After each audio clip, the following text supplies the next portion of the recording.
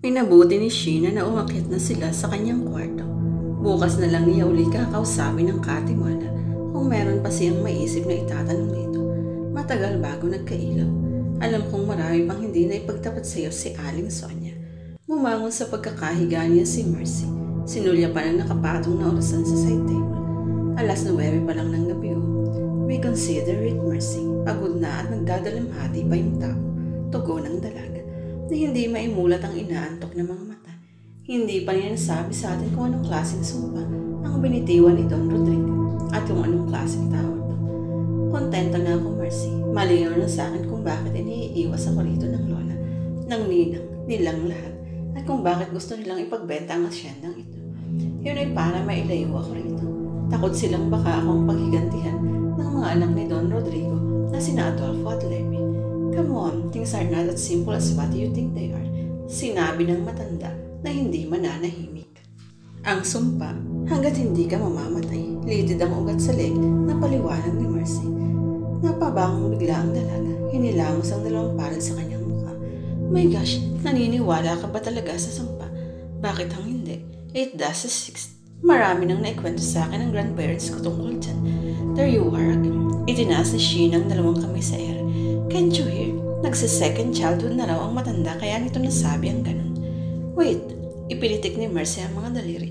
Hindi ka ba nagtataka kung bakit nangamatay at an early age ang buong mong pamilya?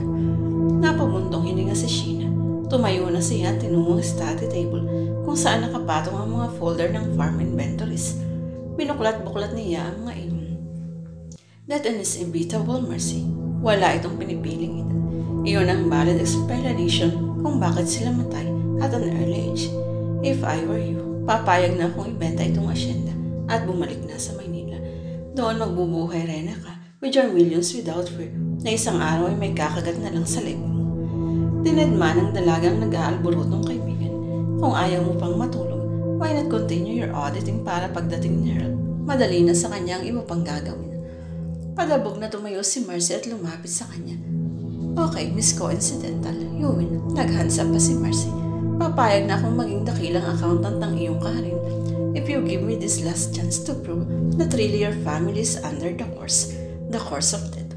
Kinilabutan si Sheena sa tinura ng kaibigan, ngunit hindi siya nagpahalata rito. Deal? Deal. Good, samahan mo ako ngayon din sa master's bedroom. Hahalongkatin natin ang mga album ng pamilya mo. Nagpatianod na lang si Sheena sa kagustuhan ng kaibigan. Gusto na rin niyang matahimik ito sa kung ano man ang hinalang bumabagabag sa isip nito. Namahangha at napaawang ang mga labi ni Mercy sa paghanga sa nabungarang marangyang interior design at mga muweble sa loob ng master's bedroom. Masigit na mamahalin ng mga naroon kumpara sa nakita niya sa living room sa ibaba.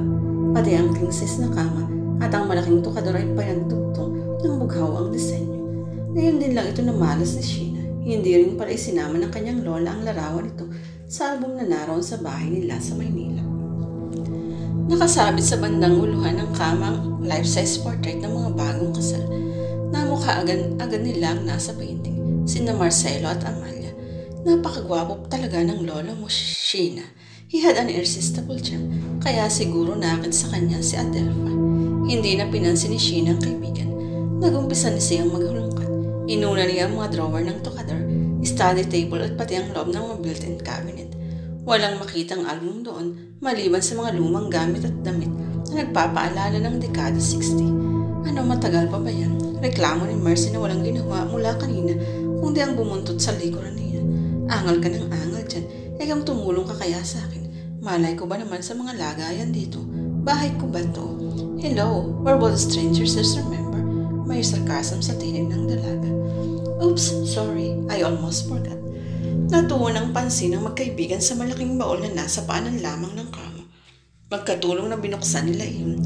Tumambad sa kanila ang kaina pa nilang hinahanap.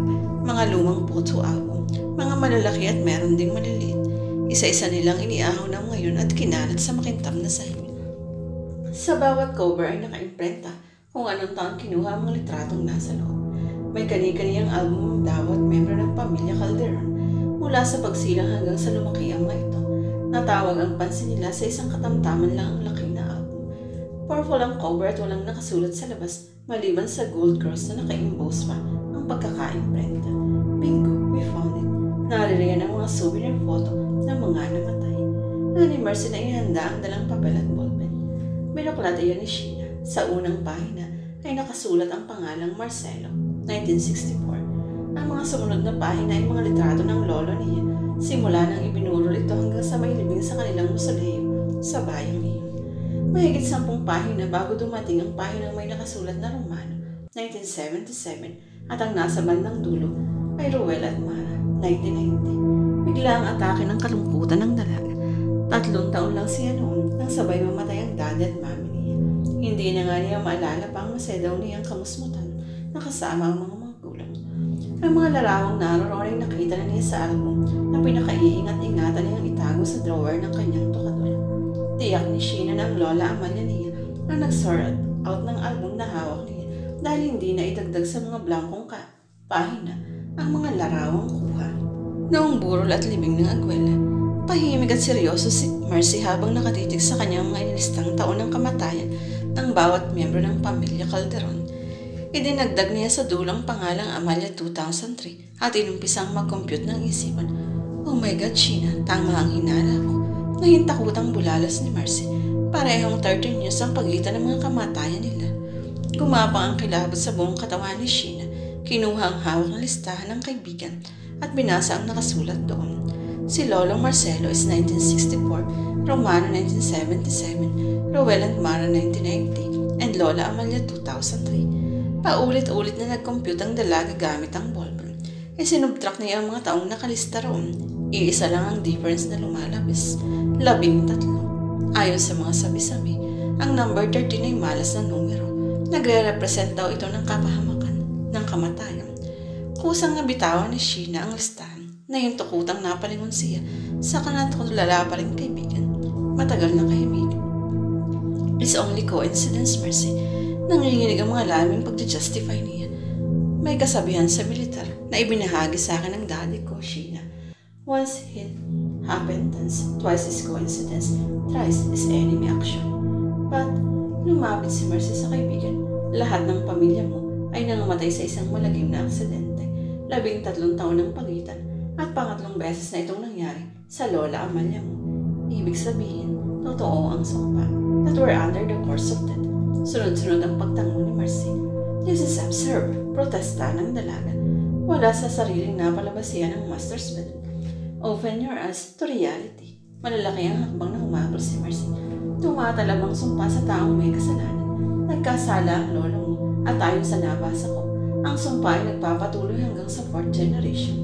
At tatalab din niyo sa akin dahil nasa 3rd generation pa lang ako. Huminto sa harapan ng pintuan ng kwarto niya ang dalaga. Absolutely yes. Sinabi yun ng matanda bago ito namatay, diba? Pasado 11:00 na ng gabi ay gising pa rin ang magkaibigan. Kung noong mga nagdaang gabi ay si Mercy lang ang takot, ngayon pati na rin si Sheena. Kapwa nila nilalabanan ng antok. Nagsisiksikan sila sa gitna ng pandalawahang kama. Nagkasya sila sa iisang kumot. Magkakadaiti pa ang mga braso. Para bang sa init na lamang ng katawan ng isa't isa, sila kumukuha ng lakas ng loob. Hindi na rin ini-off ni Sheena ang malaking chandelier sa kanyang kwarto. Pinailaw din niya ang lampshade na nasa uluhan nila. Daig pa natin ito ang nakahiga under a very, very bright morning sun. Kabadong biro ni Mercy. Muling kinuha ni Sheena sa ilalim ng kanyang unan ng sipi. Nanlumo siya nang makitang wala pa ring signal. Kanina pa niya kinukontak sina Atty. Noble at Rat, pero fade lahat ang tawag niya. Maging si Mercy ay nagsawa na rin sa kada dahil sa sariling sarap. Pilit pinapakalma ni Sheena ang sarili, ngunit ayaw mag-subside ng kanyang takot. Paano kung totoo nga ang sumpa? Ngayon niya gustong magsisi kung bakit nagpadalos-dalos siya ng desisyon. Ang totoo niyan, last month pa niya palingid na inaalam ang schedule ni Atty. Noble sa pamamagitan ng personal secretary ito. Nang matiyak na very hectic ang schedule ng ninang, agad siyang nag-file ng irrevocable resignation na talaga namang ikinagulat ng lahat. Marami ang nanghihinayang. Paano ang hindi? Nakalinya siya sa promotion for a managerial position. Si Mercy lang ang hindi nagulat. Ipinagtapat na niya unang plano niya rito at ito din lang nakakaalam na isa siyang multi-millionaire. Bumangon si Sheena at dumungo sa bintana. Nakita niyang hindi natutulog ang head guard at ang dalawang guardyang kasama ito sa main gate. Maging ang isa pang nakatalaga sa main door ng mansion. Tiyak din niyang ganoon din ang ginagawa ng dalawang pang nasay sa backdoor at backfield. Napabuntong hininga siya. Daig pa yata niya ang first daughter sa kalagayan niya ngayon.